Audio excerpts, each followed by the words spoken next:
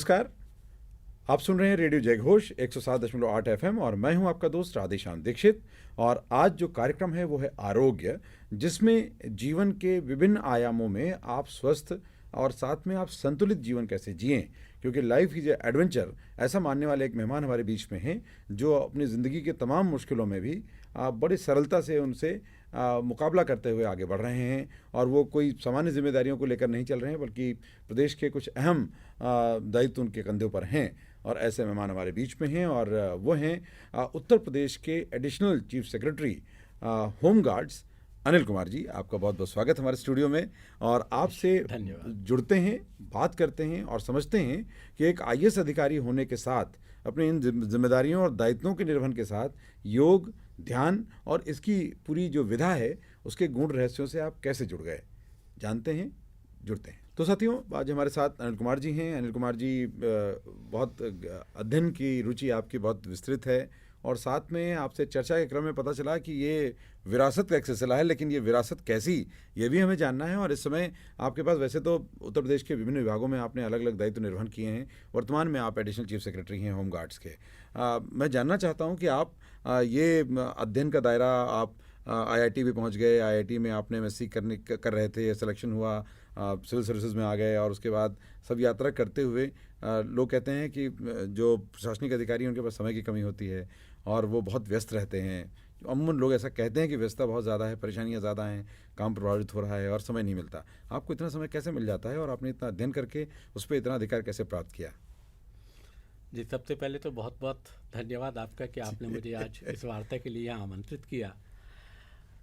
जहाँ तक जैसे कि अभी आपने स्वयं ही बताया, उससे पहले हम चर्चा कर चुके हैं कि योग विरासत में मैं समझता हूँ कि अब मुझे मिला है। जब तक मेरे पिता मेरे साथ थे, लगभग करीब 12 वर्ष पूर्व की बात है, तब तक मुझे इस विरासत का उतना एहसास नहीं था। पर उनके जाने के बाद ये पूरी विधा मेरे पास उनकी विरासत से आई है, ये बात और दृढ़ होती जा रही है और इसका एहसास और गहरा होता जा रहा है। बचपन से ही वो आसन और प्राणायाम में उनकी बहुत रुचि थी और उनको देख करके हम बच्चे जब थे तभी उनके साथ साथ और आसन और प्राणायाम क्या सही तरीका है और क्या नहीं है, ये साथ साथ हम करते रहते थे। जागरूकता के स्तर पर ये था। पता ही नहीं था, ये पता ही नहीं था कि आसन हमने कितनी प्रवीणता उसमें हासिल कर ली है और प्राणायाम के बिल्कुल रहस्य जो हमें बिल्कुल सामान्य लगते थे और उसमें कोई रहस्य जैसी चीज़ नहीं लगती थी। पर इसके बियॉन्ड जो चीज़ है, ध्यान, जो उनके जीवन में तो थी, लेकिन उसे आते में, अपने अंतर तक आते में, उसकी अपनी अंतर की यात्रा भी अपने आप ही होनी ही होती है और कभी भी जब भी उसका सिलसिला बने तभी होनी होती है। फिर कुछ परिस्थितियां ऐसी बनी, कुछ घटनाक्रम ऐसे हुए लाइफ में जब इसकी ओर मेरी रुचि बढ़ी।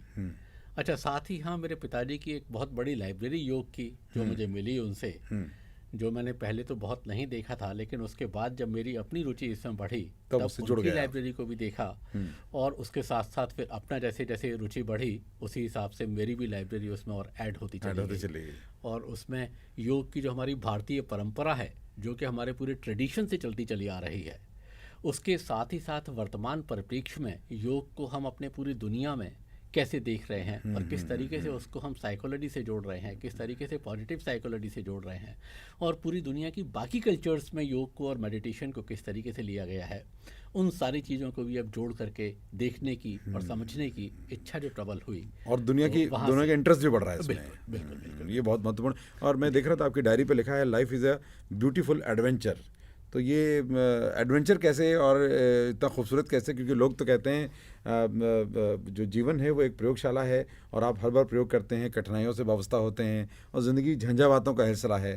हाँ, ज़िंदगी में मतलब मुश्किलें ही होंगी, कठिनाइयाँ ही होंगी, कांटों की राह, ऐसे ऐसे शब्द इस्तेमाल करते हैं। आपकी डायरी तो कह रही है life is a beautiful adventure. How? जी, आप जैसे शब्द इस्तेमाल करते हैं, हाँ, वैसी घटनाएं आपके जीवन में आपको एहसास में आती हैं। उन घटनाओं को देखने का नज़रिया आपका वैसा बनता है। अक्सर जब मुझसे कोई कहता है कि जीवन बड़ा संघर्षों का नाम है और जीवन में लड़ाई करनी है, तो नहीं, लड़ाई किससे करनी है? जीवन कोई लड़ाई नहीं है। लड़ाई तब है जबकि जो जैसा हो रहा है हम उसको स्वीकार नहीं कर रहे हैं। स्वीकृति महत्वपूर्ण है। स्वीकृति महत्वपूर्ण है।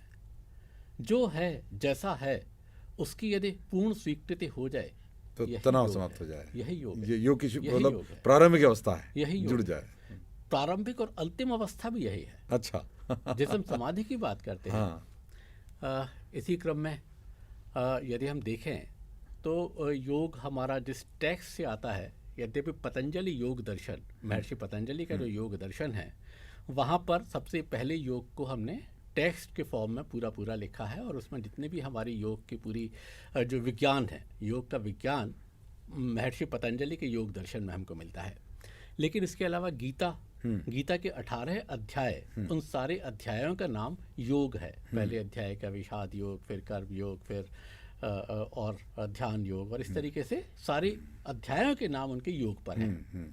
तो गीता में भी योग को बहुत महत्वपूर्ण तरीके से और अलग अलग तरीके से प्रकाश डाला गया है। हालांकि इसमें पूरा साम्य तो उस तरीके से नहीं है। गीता में हम कर्मयोग की बात करते हैं, भक्ति योग की बात करते हैं, ज्ञान योग की बात करते हैं। केवल एक अध्याय इसका पतंजलि योग दर्शन से काफ़ी कुछ उसका साम्य है। पर गीता की डेफिनेशन पर हम आ रहे थे। गीता में अर्जुन को कृष्ण कहते हैं, योगस्थः कुरु कर्माणि संगम त्यक्त्वा धनंजय सिद्धि असिद्धियो समो भूत्वा समत्वम योग उच्यते। समभाव का नाम योग है। सिद्धि में और असिद्धि में समान भाव से अगर आप रह सकें, उसी समान भाव का नाम, समभाव का नाम योग है। तो अगर समभाव आ गया, यही हमारी अंतिम अवस्था है। हमें योग को और ध्यान में बैठ करके और लगातार 24 घंटे और 6 महीने तपस्या करके और बिल्कुल ध्यान में अकेले बैठ करके, वो कोई जीवन नहीं है। और आसनों का उद्देश्य भी यही है कि उन सबका संचालन का एक सम आए। अभी आसन के बारे में पृथक से आएंगे। हाँ। इस चर्चा पर पृथक से आएंगे कि आसन कैसे इस कड़ी में जुड़ते हैं, योग की कड़ी में जुड़ते हैं, और ध्यान की कड़ी में जुड़ते हैं, और जीवन शैली में कैसे जुड़ते हैं। तो अभी तो कहने का तात्पर्य केवल इतना है कि योग एक जीवन की विधा है। योग पूरे जीवन जीने की कला है, और जीवन को हम जैसा मान के चलते हैं, यदि हम संघर्ष मान के चलते हैं, हमारा तो मूल मंत्र ये है कि जीवन में संघर्ष ही संघर्ष है, तो आपको जीवन में संघर्ष ही मिलेंगे। यदि आप जीवन को एक आनंद भाव में और स्वीकृति भाव में मान के चलते हैं, तो जीवन आपको आनंद ही लगेगा। यदि हम मानते हैं कि हम बहुत सारे तनावों से जूझ रहे हैं, तो आप तनाव ही आपको अपने जीवन में नजर आएंगे, क्योंकि आप उन्हीं को वैल्यू कर रहे हैं। आपके जीवन में जितनी अच्छाइयाँ हैं, आप उनको महसूस ही नहीं कर रहे हैं। लॉ ऑफ अट्रैक्शन जो है, वो आप जिसको भी, लॉ ऑफ अट्रैक्शन भी, और आप उनको वैल्यू ही नहीं कर रहे हैं। वैल्यू नहीं कर रहे हैं, ठीक बात। वैल्यू ही नहीं कर रहे हैं। जितनी अच्छी चीज़ें हैं, अगर, और हमारी नेगेटिव इमोशंस बड़ी स्ट्रांग होती हैं, पॉजिटिव इमोशंस कंपैरेटिवली बहुत सॉफ्ट होती हैं और बहुत जेंटल होती हैं। तो जितनी अच्छी चीज़ें होती हैं, उन्हें हम बहुत आसानी से इग्नोर कर देते हैं, और अगर 10 अच्छी चीज़ों के साथ एक खराब चीज़ भी आ जाए लाइफ में, तो आपके मन मस्तिष्क में वही घूमता रहता है, वही प्रभाव डालता रहता है, और उसी विचारों की हमारी अभिव्यक्ति होती है। जो पूरी सीक्वेंस है, जो ट्रेन है, उसी को रोकने का, उसी को नियंत्रित करने का, उसी चित्तवृत्ति निरोध का, उसी को महर्षि पतंजलि कहते हैं कि यही योग है। योग है, योगश चित्तवृत्ति निरोध। क्या बात है। चित्त की वृत्तियों का निरोध, यही योग है। साथियों, चित्त की वृत्तियाँ, ये सुनने में तो बड़ा आकर्षक लग रहा है, लेकिन ये वृत्तियाँ ही हमारे परिवार में, हमारे जीवन में, हमारे समाज में, हमारे पूरे वैश्विक परिदृश्य में संकट का कारक होती हैं। क्योंकि नेतृत्वकर्ता की अगर चित्त जो है वो विकृत हुआ, तो उसका संकट का जो प्रतिफल है वो सबको मिलेगा। तो ये आप तो जिस विधा में हैं, वहाँ पर बड़ी उसकी उपयोगिता है। प्रशासनिक क्षेत्र में, समाज में, चूँकि सीधे जुड़ता है, तो आपने अपने जीवन में इसका उपयोग करते हुए क्या क्या परिणाम आपके अनुभव में आते हैं कि जो सिद्धांत है वो व्यवहार में कितना प्रभावी है? जी, जैसे आपने पहले ही अभी कहा कि life is a beautiful adventure, ये मेरी डायरी पर लिखा हुआ है, और ये डायरी तो मेरे पास, मुझे सारी डायरियों में से ये डायरी पसंद आई, ये लिखा हुआ पसंद आया, और ये डायरी मैंने इसीलिए ली हुई है क्योंकि ये कहीं ना कहीं मेरे जो भाव हैं उनको प्रतिध्वनित कर रही है। मैं इसी भाव में जीता हूँ। एक कहीं पर कोटेशन आती है कि फ्यूचर की अनसर्टेनिटी से आप डर भी सकते हैं, जो भविष्य में अनिश्चितता है उससे आप डर भी सकते हैं, पर यही तो एडवेंचर है। एडवेंचर है क्या? ट्रैकिंग करने जाता है, है ही ये।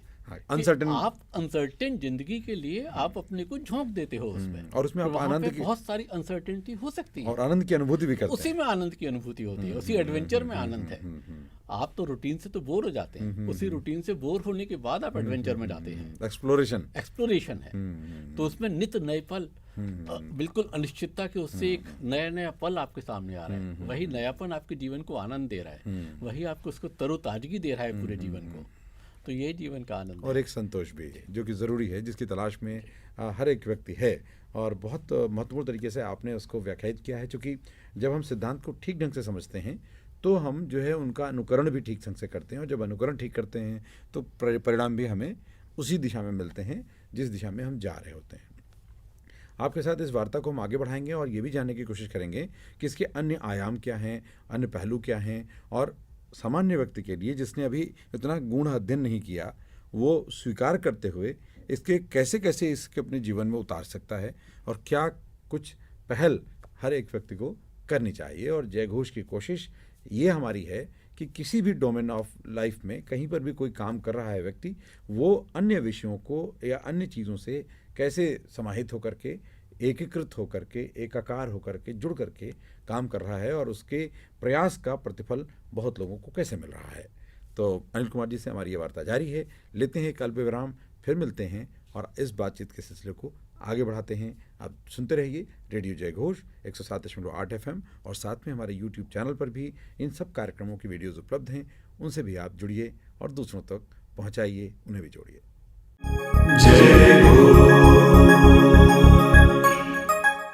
साथियों, एक बार फिर स्वागत है। आप सुन रहे हैं कार्यक्रम आरोग्य, और जिसमें हमारे आज के मेहमान हैं वरिष्ठ IAS अधिकारी और उत्तर प्रदेश के additional chief secretary home guards Anil Kumar ji. वैसे तो आपका ये आधिकारिक डोमेन है, लेकिन जो दूसरे जिसमें इन्होंने अपने जीवन के अनुभव के साथ प्रवेश किया और अध्ययन, उसके प्रयोग और व्यवहार के साथ उसका विस्तार हो रहा है, उस पर हम बात कर रहे हैं। तो अब मैं चाहता हूं कि आप मुझे बताएं कि सामान्य लोगों के लिए इस विषय में प्रवेश करने का तरीका, जैसे आपने भी जुड़ाव तो पिताजी के साथ हुआ, लेकिन समय लगा उसको पूरी तरह आत्मसात करने में। जब आत्मसात किया, जब भावना जगी और उसकी और तलाश में निकले, तो आपके पास सामग्री का सहयोग मिला और आप भी। तो यानी हर एक व्यक्ति को जो ये गुण ज्ञान है वो, या उसके महत्वपूर्ण या कहीं सरल भी है, क्योंकि मिल जाए तो सरल हो गया, ना मिला तो गुण है।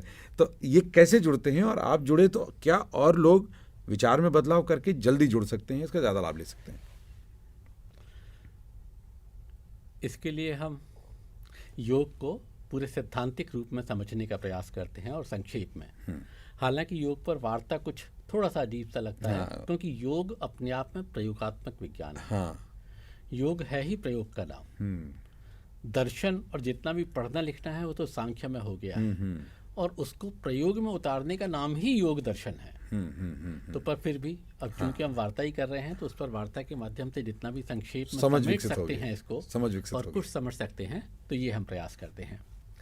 तो महर्षि पतंजलि ने, जैसा अभी चर्चा में आया था, कि योग को परिभाषित किया अपने 196 सूत्रों में से कि योग चित्त वृत्ति निरोध, कि योग चित्त की वृत्तियों का निरोध है। जब सारी आपकी चित्त की वृत्तियां रुक जाएं, आपके विचार, अगर हम 1 मिनट के लिए विराम लें और देखें कि हमारे दिमाग में क्या क्या चल रहा है। मैं आपसे यहाँ पर बात भी कर रहा हूँ, लेकिन उसके पीछे पीछे भी आपकी बात जब सुन भी रहा हूँ, तो मैं आपकी बात को सुनने के साथ साथ उससे प्रोसेस करते करते, नहीं ये तो गलत कह रहे हैं, नहीं ये बात ठीक है, नहीं ठीक है, पता नहीं क्या कह रहे हैं, या वाह ये बात तो बहुत अच्छी है, अगर कुछ मेरे से मिलती जुलती हुई तो ये बात तो बहुत अच्छी है। और तभी अचानक से मैं अपनी किसी समस्या पर जो चल रही थी मेरे जीवन में अदरवाइज, वहाँ पर चला गया।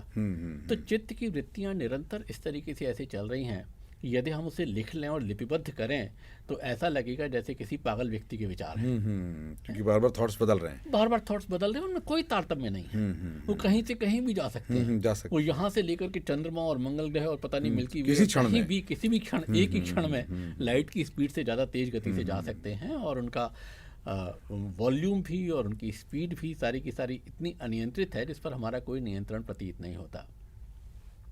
पर ये तो पागलपन की अवस्था है। तो यदि हमें इसी को ठीक करना है, अपने विचारों को ही ठीक करना है, कि अचानक से हमें एक स्मृति ऐसी आ गई जो कि बहुत अच्छी स्मृति नहीं है, और हमारा मन कसैला हो गया, कसला हो गया, लोग कहते हैं मूड खराब हो गया। सारी चीज़ें ठीक हैं, वर्तमान बहुत अच्छा चल रहा है, बहुत आनंदमय वातावरण में आप बैठे हुए हैं, आप बिल्कुल अपने पसंदीदा बीच के किनारे हैं, आप बिल्कुल आनंद ले रहे हैं उसकी लहरों का। अचानक से एक ख्याल आया और आपका मन कसैला हो गया, आपका मूड खराब हो गया, आपको अब कुछ भी नहीं अच्छा लग रहा है। कितना निरर्थक है।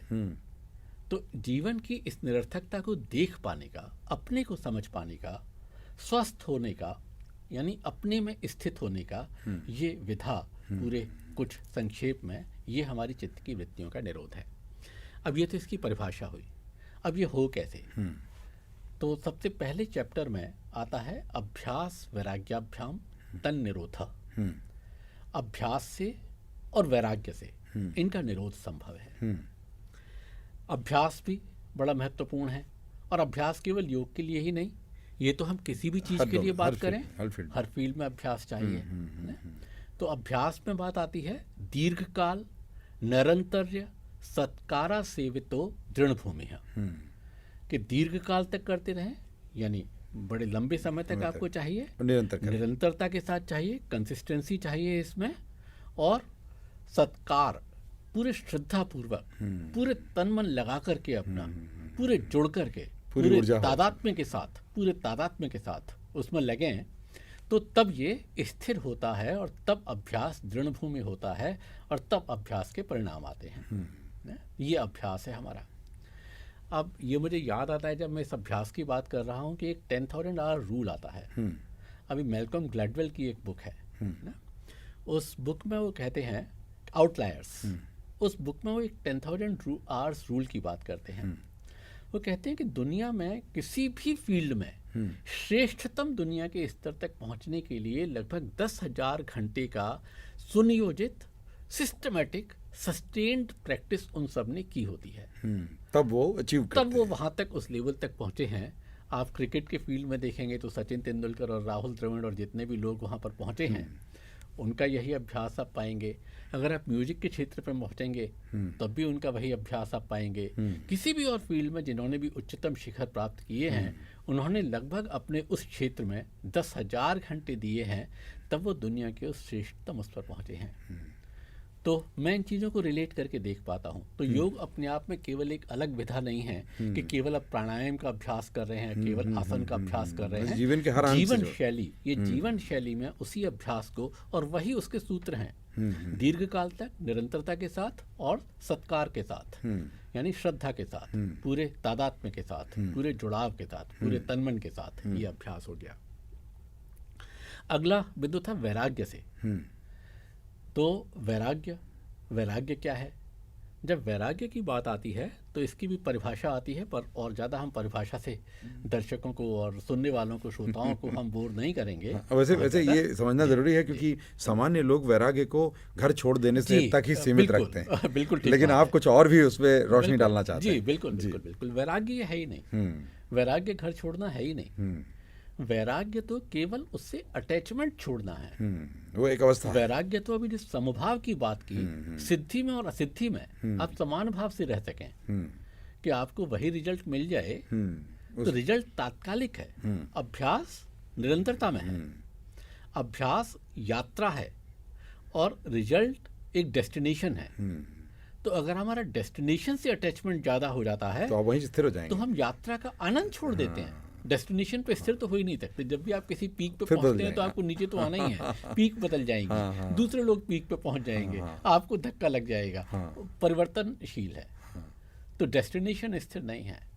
अगर आप सिंपल ऐसे अपनी यात्रा से भी देखें, किसी भी यात्रा से आपको अगर लगे कि नहीं मुझे नैनीताल जाना है, तो आप यहाँ से नैनीताल के लिए चल दिए अपनी गाड़ी में, रास्ते में जा रहे हैं, बड़े सुंदर खेत खलिहान दोनों ओर पड़ रहे हैं, बहुत बढ़िया मौसम, बड़े अच्छे बादल भी आए, बरसात भी पड़ी, बहुत पूरी धरती भीग करके बढ़िया सौंधी खुशबू भी आई, लेकिन आपको लग रहा है नहीं नैनीताल जाना है, नैनीताल पहुंचना है, तो आप पूरी यात्रा के आनंद को मिस कर रहे हैं।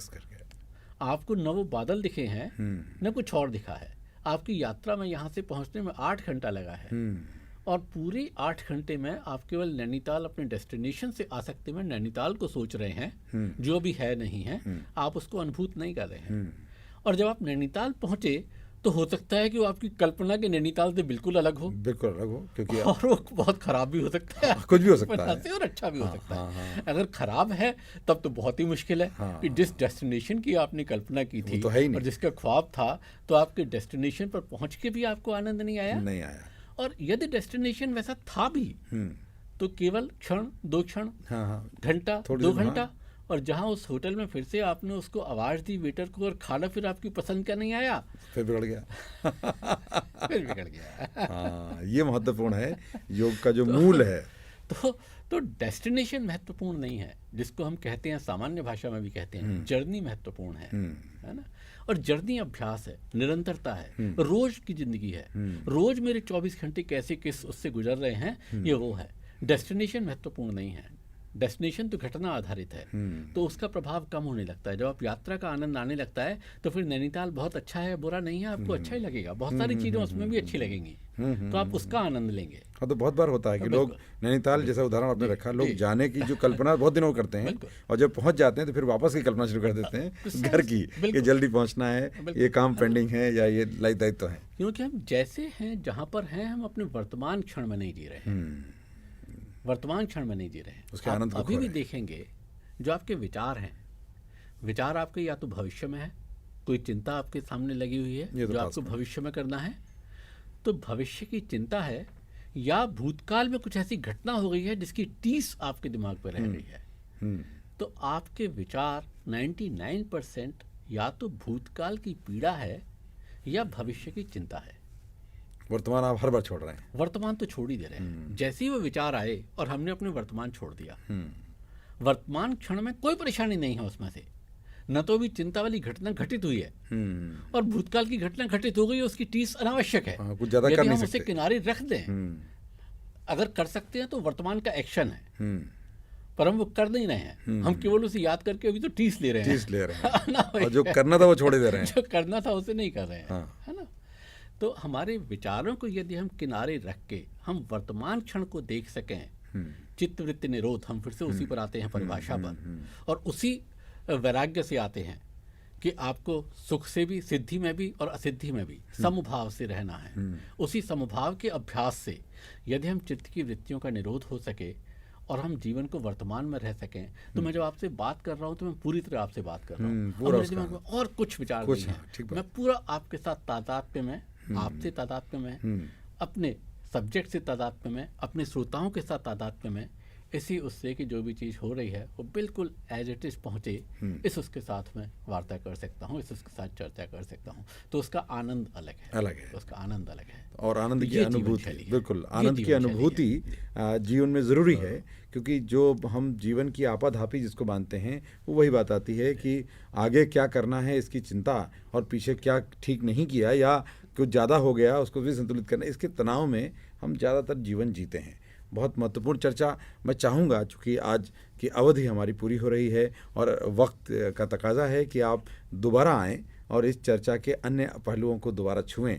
तो मैं चाहता हूं कि चलते चलते हमारे श्रोताओं से आज का कुछ जो आउटकम की तरफ हम उनसे आग्रह करें कि वो अपने जीवन में इस चर्चा से कुछ जो साइलेंट फीचर्स या कुछ निश्चित बिंदु हैं वो अंडरलाइन कर लें, उल्लेख कर लें उसका, कि हम ये जीवन में आज पहल करेंगे। मैं चाहता हूं कि आपकी तरफ से ये बिंदुवार बताई जाए बात। जी, अगर इसमें बिंदुवार देखा जाए तो सबसे पहला इसका है कि हम वर्तमान क्षण में जिएं। जब भी आपको ऐसे लगे कि आप वर्तमान क्षण के बाहर हैं, तो तुरंत अपने ख्यालों को वहीं पर रख के, एक किताब इसमें आती है 3 डीप ब्रेथ्स, 3 लंबी गहरी सांस लीजिए, दूसरे विचारों को किनारे कीजिए, वर्तमान क्षण में लौटिए और देखिए कि वर्तमान क्षण में कितना आनंद है।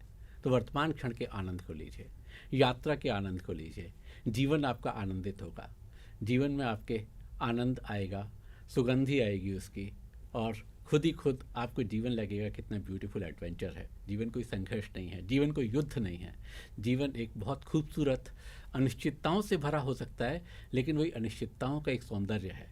तो उस सौंदर्य की आप अनुभूति कर सकें, ऐसी मेरी शुभकामनाएं, और आपको पूरे प्यार के साथ सभी श्रोताओं को आपका बहुत बहुत धन्यवाद कि आपने मुझे यहाँ, आपका भी बहुत बहुत आभार। एक प्रशासनिक सेवा में अमूमन अवधारणा लोगों की रहती है कि शायद इनका एक अलग माइंडसेट होता होगा या ये अलग दुनिया के लोग हैं या एटीट्यूड अलग होगा, लेकिन सभी एक मानव हैं, एक व्यक्ति हैं, सबके अंदर एक व्यक्तित्व है और सब जितने अध्ययन के साथ जाते हैं उतना ही ये पता चलता है कि आगे हमसे क्या छूटा हुआ है और कितना हमें जुड़ना है। और जब आप उसके साथ तादाद में बनाते हैं और कहीं योग जुड़ गया, यानी आप समभाव में रहने लगे, तो सब लगता है कि सब अपना है और हम उसे और श्रेष्ठ स्थिति में ले जा सकते हैं, आगे बढ़ा सकते हैं। तो ये भूमिका, ये भागीदारी, ये हिस्सेदारी और ये जिम्मेदारी हम सब निभाएं, ऐसी कामना। और आप ऐसे ही रेडियो जयघोष को सुनते रहें। हमें आपका जो फीडबैक है वो भी अपेक्षित रहेगा कि आप अपनी प्रतिक्रिया भी हमें दें, और साथ में अगर आपके कोई सुझाव हैं वो भी दे सकते हैं, ताकि इस तरह के संवाद के सिलसिले में हम उसे और बेहतर तरीके से जोड़ सकें, आप तक पहुंचा सकें। आज इतना ही।